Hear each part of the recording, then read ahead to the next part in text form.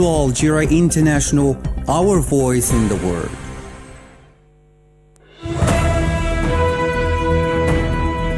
This is the English service of Radio Algeria International. It's time for the news. In today's top stories, Algeria is celebrating today the National Day of Remembrance, marking the 80th anniversary of the massacres of May 8, 1945. President Abdelmajid Tebboune on the occasion said that sovereign, proud and victorious Algeria is building the foundations for the present and the future. The President of the Republic, Mr. Abdelmajid Tebboune, has affirmed in Freetown that Algeria, as a founding country of the new Partnership for Africa's Development, actively participates in several regional cooperation projects under this initiative. The European Commission in Brussels said that the using of aid as a weapon of war is prohibited under humanitarian law, calling on Israel to stop the blockade on Gaza immediately. The Arab Parliament has said that the Israeli occupation's plan to impose control over the Gaza Strip represents a flagrant violation of international law and relevant international legitimacy resolutions.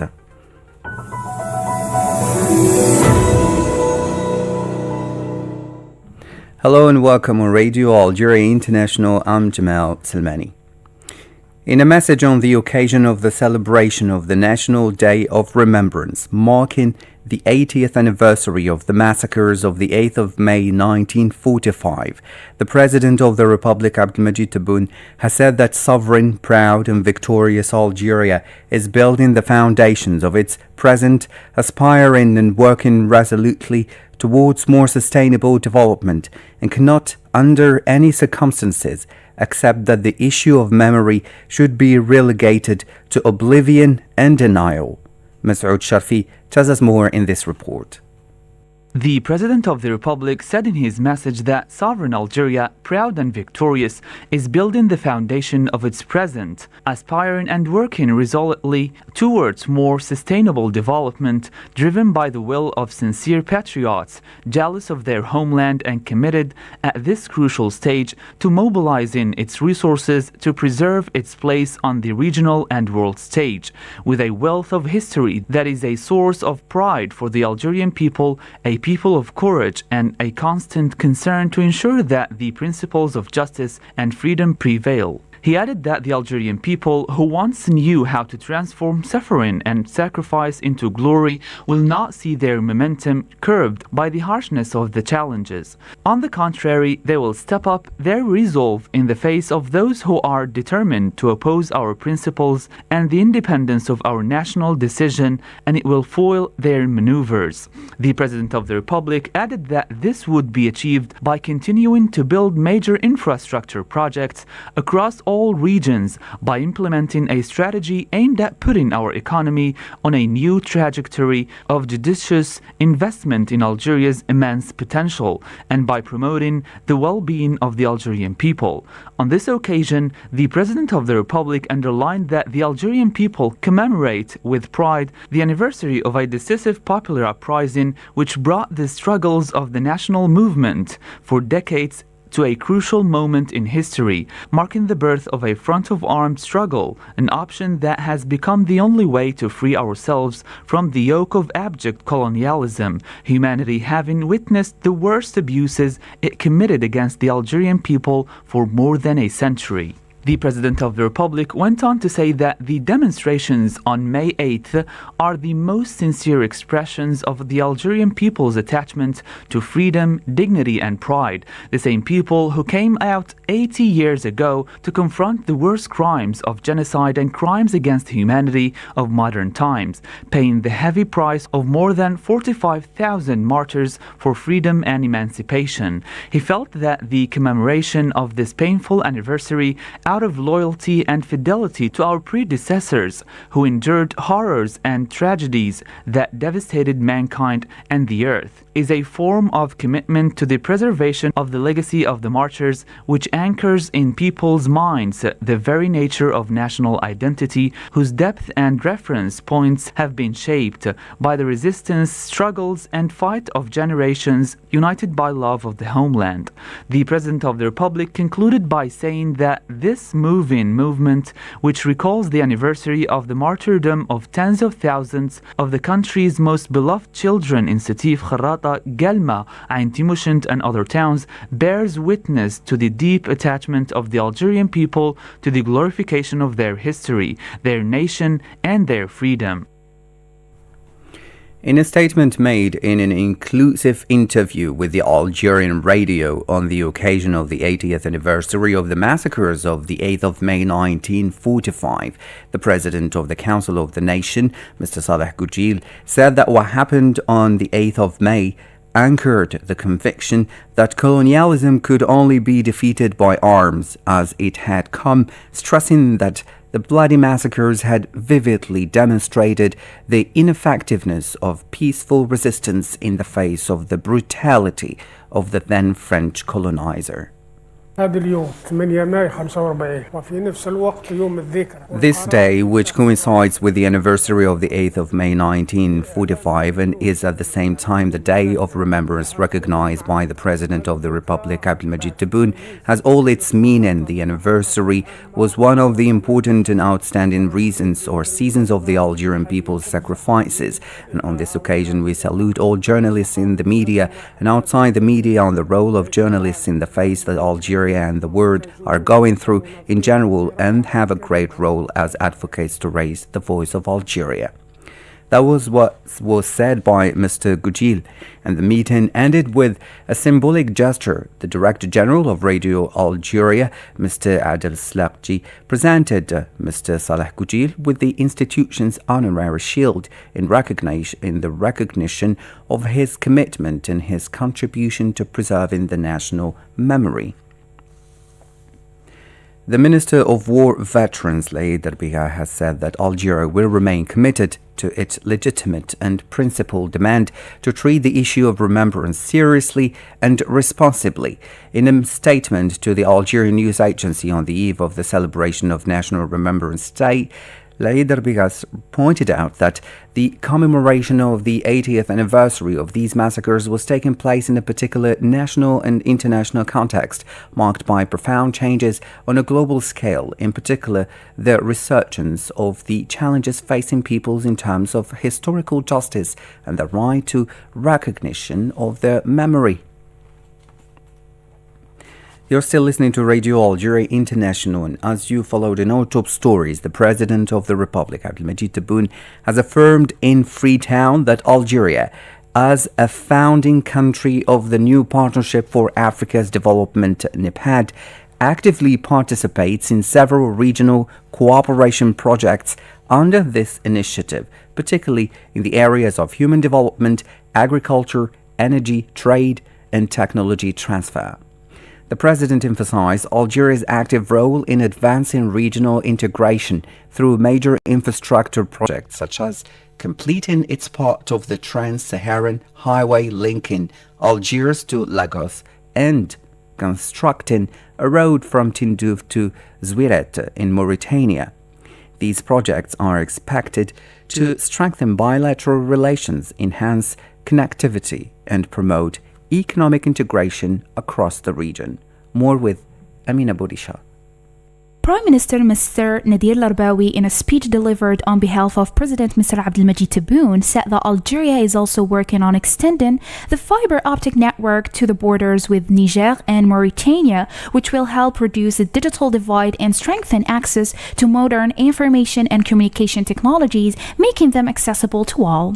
He stated that the Trans-Saharan gas pipeline project, now at an advanced study stage, is expected to create opportunities for transit countries and the region by promoting economic integration, attracting investment, improving living conditions, and supporting environmental protection. Algeria will host the 4th Intra-African Trade Fair 2025 from September 4 to 10, offering a platform for African businesses to explore partnerships and investments. Mr. Larbawi, on behalf of the President, called for expanding South-South cooperation to address global challenges such as climate, migration, energy, food and water security, and artificial intelligence. He reaffirmed Algeria's commitment to advancing South-South cooperation and to effort for establishing a fair international economic system based on right and sustainable development. Algeria calls for expanding the scope of cooperation between southern countries to include, in addition to existing areas of cooperation, many topics that are currently international challenges such as fundamental issues related to climate, migration, energy, food security, water security and artificial intelligence. Algeria will remain committed to contributing to international efforts aimed at promoting South-South cooperation within multilateral membership groups, as it has been at the forefront of international efforts to establish a new international economic system based on rights and justice in sustainable development. Earlier in his speech at the opening of the Third African Forum on South-South Cooperation and Triangular Cooperation delivered by Prime Minister Nadir Larbawi, the President of the Republic, Mr. Abdelmajid Tebboune, affirmed Algeria's commitment to good governance in African peace and prosperity through its leadership of the African peer review mechanism. He stressed that South-South cooperation is central to Algeria's foreign policy, reaffirmed support for multipolar world based on solidarity, non-interference and self-determination. Algeria's chairmanship of the Forum of Heads of States and Government of the African Peer Review Mechanisms reflects its firm commitment to promoting good governance and contributing to collective efforts across the African continent to establish peace, stability and prosperity, driven by its deep belief in the virtues of South-South and triangular cooperation as catalysts for peace, shared prosperity and sustainable development. Algeria has made this cooperation one of the core pillars of its foreign policy. It will continue to support a multipolar world based on solidarity, cooperation and non-interference in the internal affairs of states, while remaining a steadfast advocate of the right of people to self-determination. The President highlighted the African mechanism's expanded role since 2017 in monitoring Agenda 2063 and 23 agenda. He noted its African-led recommendations on governance and equity and emphasized Algeria's support through initiatives like the Governance Program and the African Credit Rating Agency to advance South-South cooperation and reforms. The international conference entitled The Geopolitics of Terrorism in the Shadow of New Global Challenges or Changes is being held for the second and last day here in Algiers, during which a number of professors and experts discuss the foundations, rules and mechanisms of Algeria's approach to combating and preventing terrorism, among other topics. On the first day following the official kickoff, the General of the Army, Minister Delegate to the Minister of National Defense, Chief of Staff of the National People's Army, Said Shingriha, said, thanks to Algeria's people, its army and its institutions, Algeria has triumphed over terrorism and has developed a unique experience in the fight and prevention against this scourge, both operationally and in terms of adopting an inclusive and multidimensional approach, which today is a model for states and societies working to protect themselves against this cross-border and transnational threat. It is important to remember that Algeria recognized very early the seriousness of the phenomenon of barbaric terrorism and obscurantist extremism which threatened the foundations of the national state and its republican system. Algeria was best placed to understand this outside scourge that suffered so much from its horrors, and it is thanks to the cohesion of the people and the unwavering support it has has shown in its institutions, on top of it, the National People's Army, that it has succeeded in thwarting the nefarious schemes against the state, the unity of the society, and its authentic identity. For this reason, Algeria does not accept anyone upmanship in the fight it has waged against terrorism within the framework of the laws of the Republic.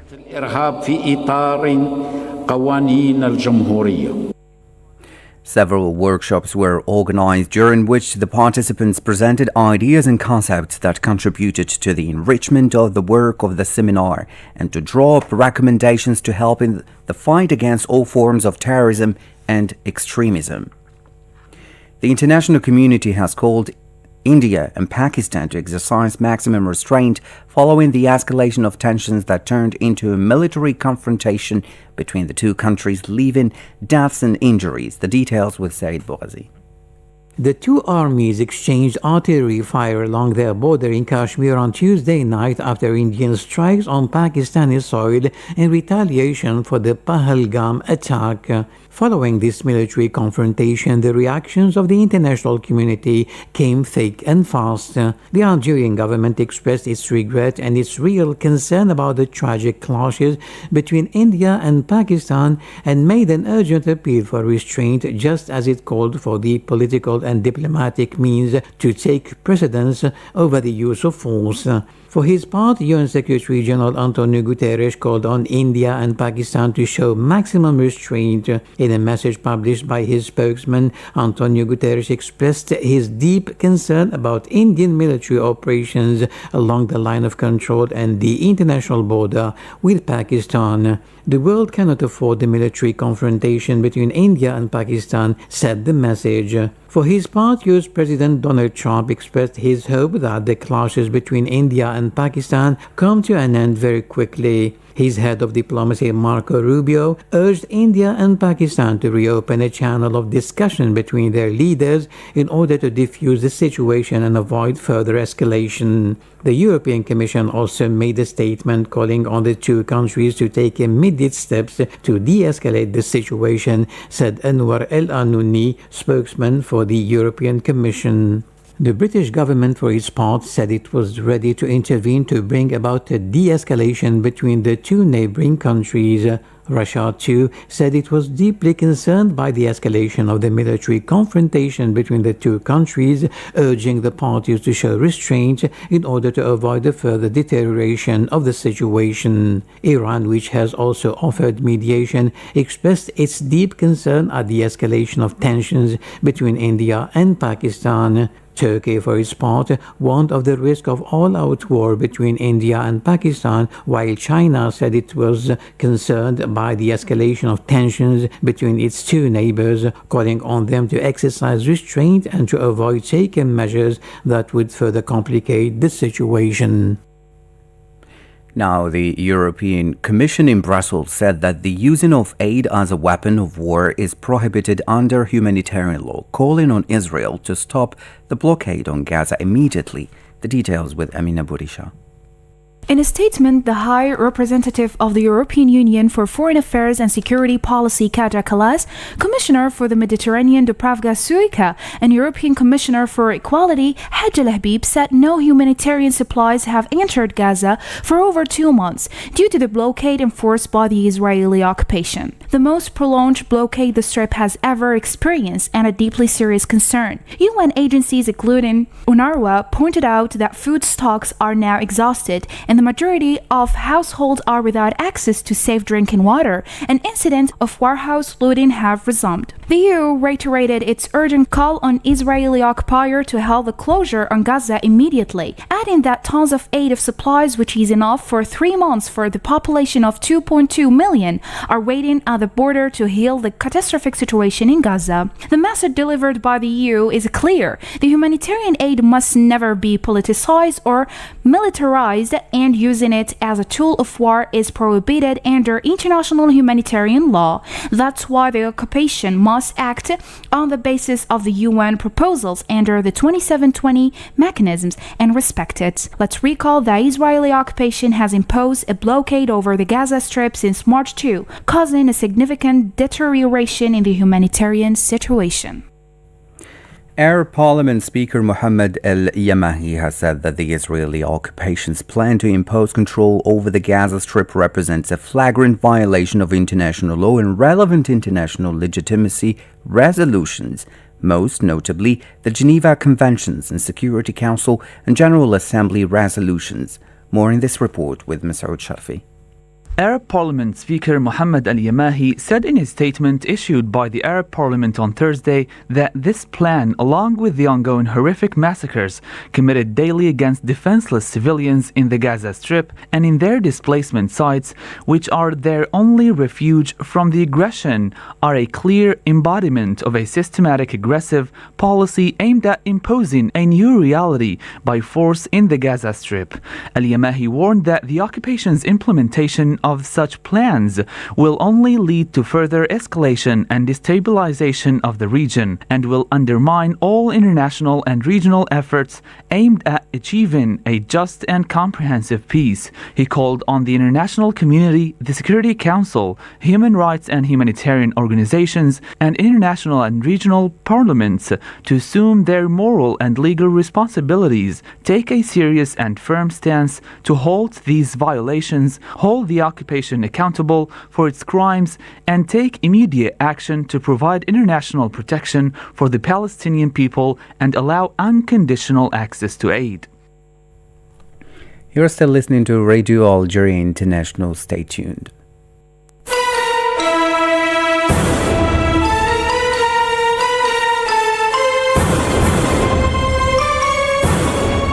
To celebrate the fall of Nazi Germany, marking the end of the Second World War, Algerian nationalists organized a march on the 8th of May 1945 in the eastern city of Sétif, brandishing the flags of the Allied forces.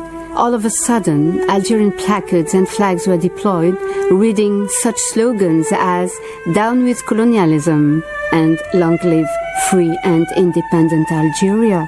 One of the marchers, young scout Bouzid Sel, refused to lower the Algerian flag he was hoisting. He was shot dead by a French policeman. The event triggered off rioting, followed by a brutal repression carried out by the colonial forces against peaceful demonstrators in Guelma and in Bonn, former Annaba, also held on the 8th of May 1945. Scores of people were slaughtered and as many arrested. The uprising spread to other parts of eastern Algeria, including Kharata and Jijel, leading the French colonial authorities to impose a curfew and arm the militia of the colons or settlers to harshly quell the movement. About 45,000 victims were made in the bloodbath.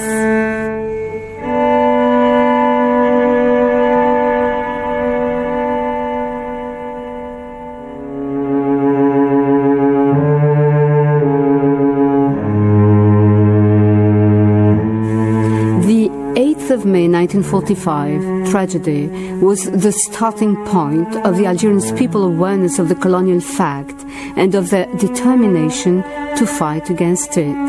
As the whole world was celebrating Liberation Day, the Algerians, many of whom sacrificed their lives at the side of French soldiers fighting fascist forces, fully realized that the notions of liberty and sovereignty would remain alien to them.